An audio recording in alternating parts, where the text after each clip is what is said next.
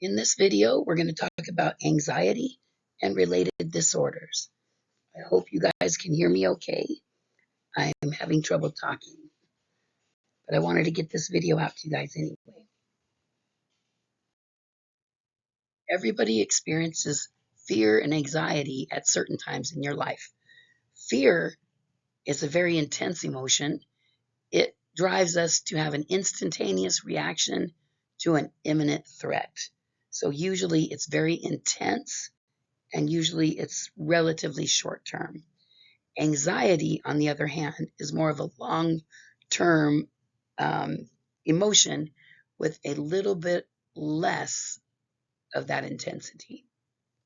With anxiety, we may have apprehension, avoidance, cautiousness regarding the potential threat, feel that we're in danger, and there might be other negative responses that we have. Anxiety does serve a purpose in our life. So basically, if say you have a paper that you've got to write and you have zero anxiety over it, but you don't start writing it. And next thing you know, you are the day before it's due, and then you're pulling an all-nighter trying to get that paper done. In that case, it's like you didn't quite have enough anxiety about this paper to get it done, because anxiety can motivate us to take action and avoid negative consequences, or avoid what we would interpret as negative consequences. So in our everyday life, we all have our own level of ideal functioning. If you looked at your chapter in motivation, you would see that we each basically have our ideal level of stressors or arousal level that we function at. So with certain people, having higher anxiety will help them drive to get things done.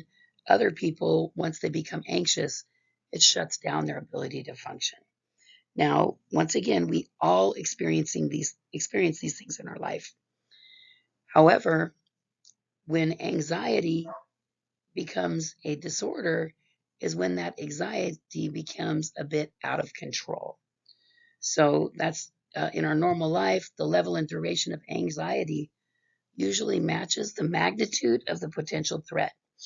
However, some people experience anxiety that is excessive, persistent, and out of proportion with the actual threat.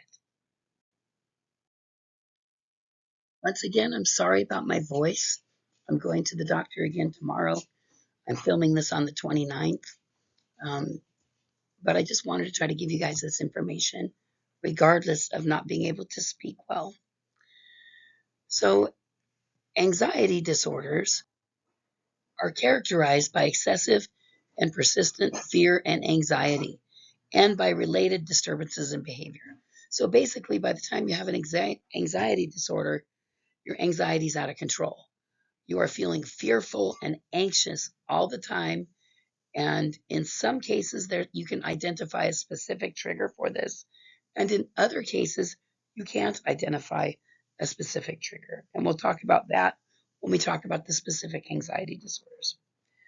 The prevalence of anxiety disorder is about 1/4 of the population. So 25 to 30% of the U.S. population experience a period of anxiety that probably could be diagnosed as an anxiety disorder at some point in their lifetime. It is more common in women than men, and it is the most frequently occurring class of mental disorders. The anxiety disorders that we're going to be talking about are generalized anxiety disorder, phobic disorders, social anxiety disorder, panic disorder, and agoraphobia. Now, remember, in order to be considered a mental disorder, what you need is to consider those 3 Ds. It needs to be somewhat distressful to the person and causing them some sort of problem with functioning in their daily life. So the occurrence of anxiety with or without an obvious external cause that affects daily functioning. So depending on what disorder we're talking about, there may be a specific identifiable cause, or it just may be a feeling of anxiety that you can't put your finger on and you don't know why you're feeling it. To understand anxiety disorders, you need to think back to your biological psychology chapter and think about how your nervous system is set up. We are mostly going to focus on the autonomic nervous system when we talk about anxiety disorders. Remember, we have two major branches of our nervous system. We have the central nervous system. See if I can get a pointer. There we go. Central nervous system. This consists of your brain and spinal cord. Anything leaving that spinal cord outward belongs to the peripheral nervous system. The peripheral nervous system is broken down into two major divisions. The first one is called the somatic nervous system. The somatic nervous system is basically related to things that are voluntary. Like if I choose to move my arm, I want to listen to something, I want to walk around. Those are things that the somatic nervous system takes care of. The autonomic nervous system takes care of our things that are automatically processed. So basically, our digestion, heart rate, things like that, blood pressure, all that kind of stuff is managed by your autonomic nervous system. There are two divisions of the autonomic nervous system. One is the sympathetic, and the other is parasympathetic. Sorry about the visual, but that's what we have. Let's take a closer look at the autonomic nervous system on the next slide. Your autonomic nervous system, once again, is divided into these two divisions. We have the sympathetic nervous system and the parasympathetic. The sympathetic nervous system right here, it is going to prepare you for that fight or flight response. So it's going to get you ready to either run away from something or fight something. Your parasympathetic nervous system is going to, once the danger's passed, it's going to return you back to homeostasis. It's going to basically put everything back to where it's supposed to be at baseline. Now, if I'm walking through the woods and I'm trucking along, I'm having a nice hike, all of a sudden I look up the trail and I see a big bear. This really big bear just sitting on the trail. So at that point, my sympathetic nervous system kicks in. It's very sympathetic that I could be eaten by a bear. That's how I remember it. So it is going to prepare me for fight, flight, or freeze. We won't get into the freeze aspect of it, but the fight or flight. So what's going to happen is my pupils are going to dilate so I can see better. I don't need to salivate or do anything with digestion because that's just hindering me. It inhibits contraction of your bladder. That's why sometimes when people are very afraid, they might soil themselves. It's going to dilate our bronchi, so it's going to open up our airways, and it's going to increase our heart rate. It's doing all of these things so that we can quickly run away from that bear or fight him off. Okay? Now, um, I look into my bag and I realize I don't have my glasses on, so I put my glasses on.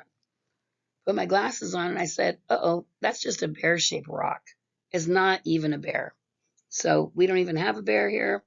So my parasympathetic nervous system goes to work. It's going to constrict the pupils. Salivation and digestion is going to begin again. Your heart rate is going to slow down.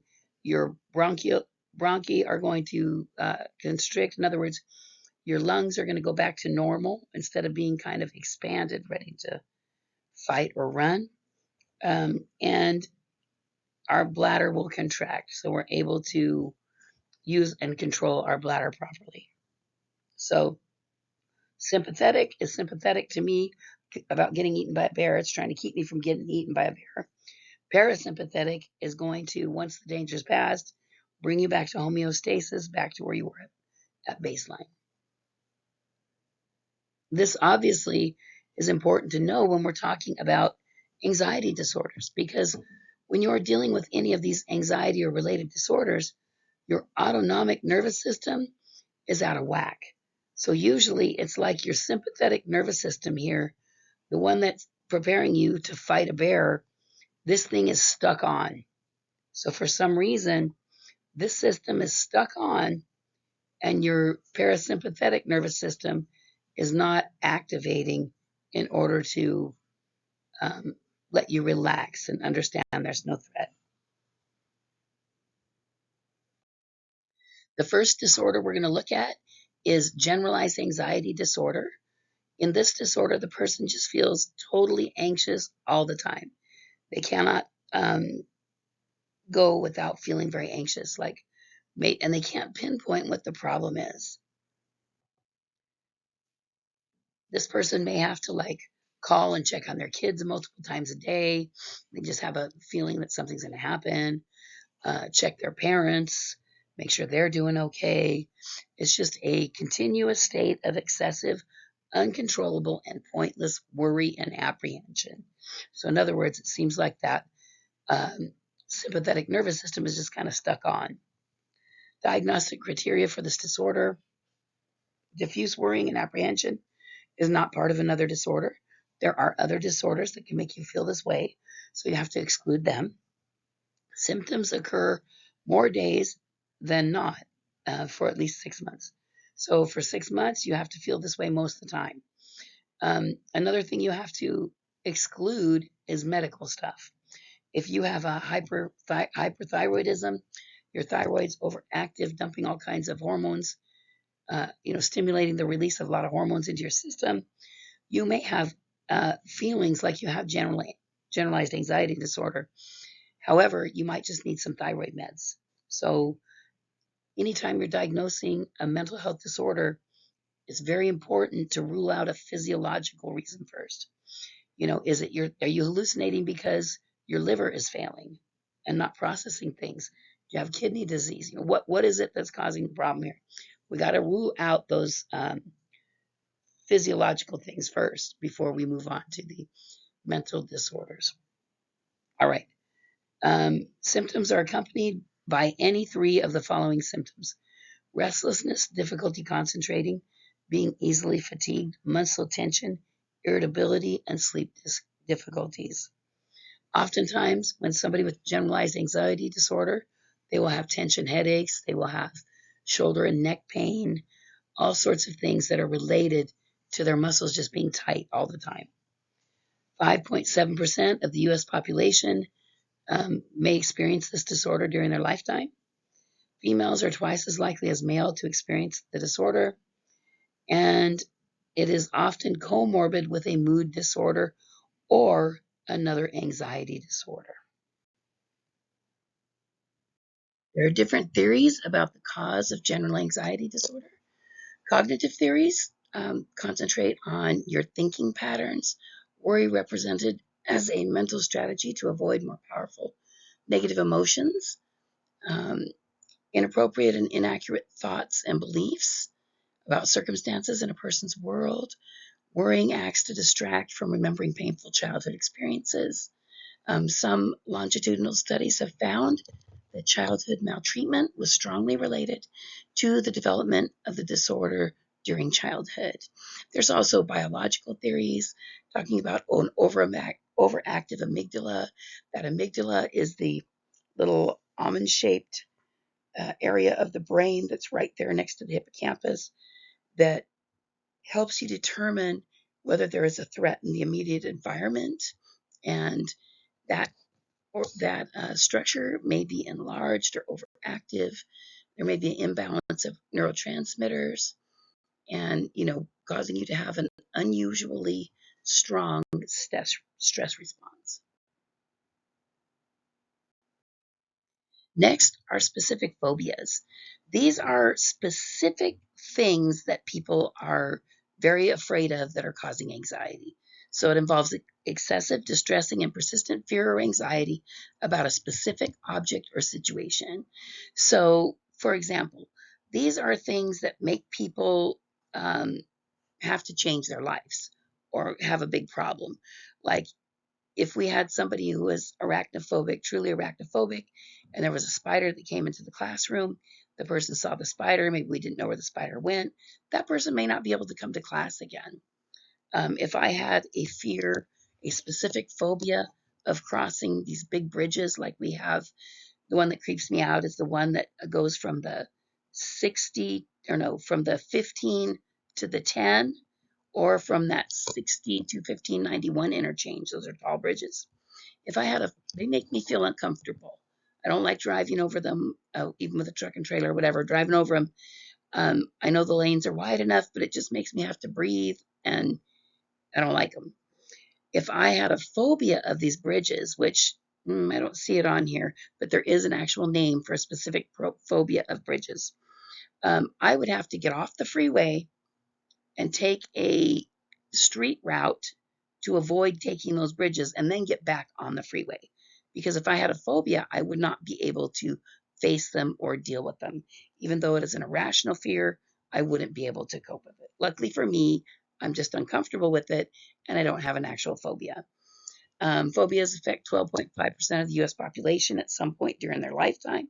It is possible to overcome these phobias. Some common ones: acrophobia, which is heights, aerophobia, which is flying, arachnophobia, spiders, claustrophobia, enclosed spaces, and agoraphobia. Now, we'll talk about agoraphobia a little bit later because this is a specific disorder in itself.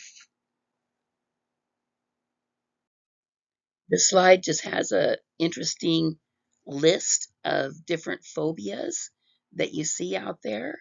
And interestingly, one of them, this allophobia, fear of cats. I had a lady that came over once for a baby shower for my niece, and she had a fear of cats. I felt pretty bad because I have cats. If I'd have known, I would have put them in the garage or something. But she saw a cat tree in the house and almost couldn't come in. So anyway, these are just some very interesting ones that people have. How do we acquire these phobias? Well, there's lots of different ways. One way is through classical conditioning. For example, a kid is bitten by a dog, dogs become associated with biting, child experiences the fear of the dogs. Conditioned fear develops more readily to fear relevant stimuli. Snakes, spiders, things like that. Phobias develop more readily to those types of things than like flowers or something. Vicarious learning. So let's say that your cousin reacts like crazy when they see a spider. This because an older cousin, pretty soon the younger child starts freaking out, and every time they see a spider, even though the spider wasn't presented as a danger to him. So it can be vicarious learning, like watching another person, and then verbal transmission of this information. A child is continuously told that snakes are dangerous, so they become very fearful of snakes, which eventually may turn into a phobia. Remember that phobia is a unreasonable fear. It is an over-the-top fear, which will cause the person to actually make changes in their life due to this. Why are certain types of phobias more common than others? Like, for example, arachnophobia, fear of snakes, fear of heights, spiders, things like that. It's thought that we might be kind of evolutionarily predisposed to associate those type of stimuli with fear, although this doesn't always hold water, because if you were to, there's been several studies that have taken like a small child, very young child, or older infant, and presented a snake, right next to the child. The child doesn't express fear. Maybe a spider, child does not express fear. So interestingly, I'm not so sure how well this one pans out. Our next anxiety disorder is social anxiety disorder. This is where somebody has an extreme or persistent fear or anxiety of social situations. So in this case, the person really oftentimes avoids these situations, and they evaluate their interactions with other people as much more negative than somebody else would view that same interaction. And it leads to serious impairments in life. It can cause you to just not be able to go out and socially interact with people. It can cause you to not complete your education. Say your social anxiety is so bad that you can't do the speech for your speech class, you never take the communication class, and so you don't get your degree. So this type of anxiety disorder can cause a lot of problems.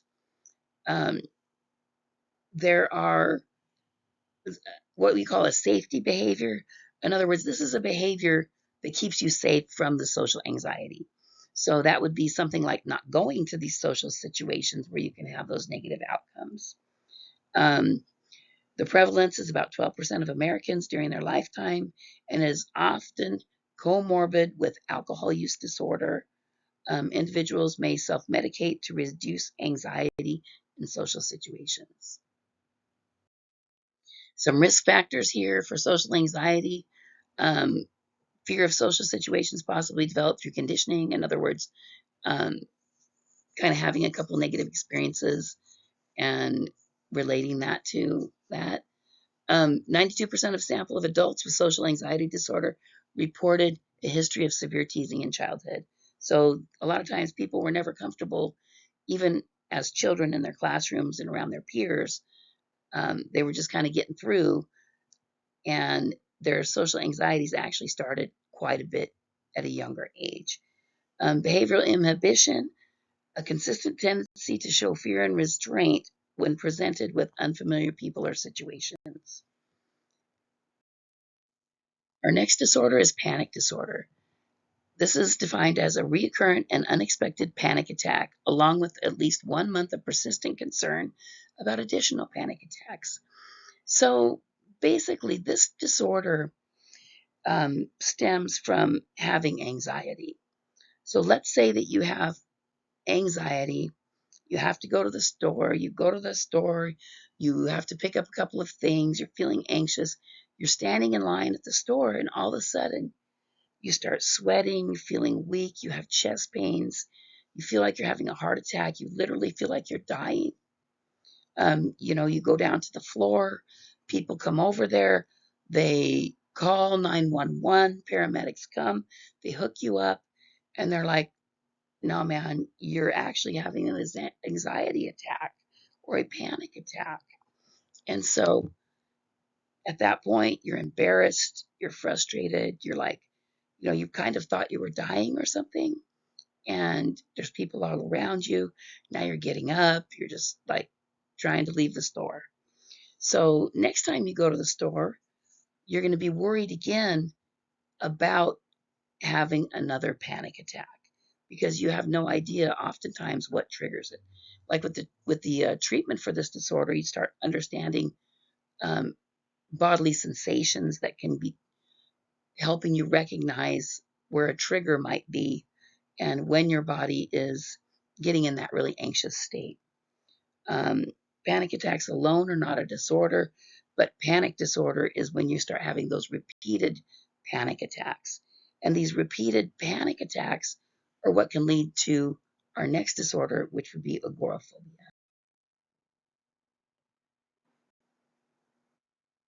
I think this is a repeated slide. 92% of a sample of adults with social anxiety disorder report history of severe teasing as a childhood. Yeah, we already did this one, so we're just going to skip past it. There are heritable components to panic disorder. Um, if you have first degree relatives that have like an anxiety disorder or panic disorder itself, then you are much more likely to have a panic disorder than somebody that does not have family history of panic disorder or anxiety disorders. Some of the neurobiological theories include the locus coeruleus, which is a area of the brainstem that helps us with how alert we are. um, Major source of norepinephrine. In other words, this particular brain area releases a lot of norepinephrine, which is that neurotransmitter that is important for that fight or flight response. So this excessive activation might be associated with anxiety and creating fear and producing panic-like symptoms. Um, because if you just give this neurotransmitter, if you just cause a high level of this neurotransmitter in an organism, they'll be anxious, nervous, and have fear like um, behaviors. Panic attacks are classically conditioned responses to subtle bodily sensations, resembling those normally occurring when one is anxious or frightened. So, in other words, your body sensations start this whole process. Cognitive theories are saying that individuals with panic disorder are prone to interpret ordinary bodily sensations catastrophically, setting the stage for panic attacks. So, in other words, your heart's starting to beat fast or you're kind of breathing a little fast. Somebody who is more prone to panic attacks, instead of just interpreting that as a momentary increase in your nervous system activity, that person may be interpreting this as the onset of a panic attack, which can bring on the panic attack. In some patients, reducing catastrophic cognitions.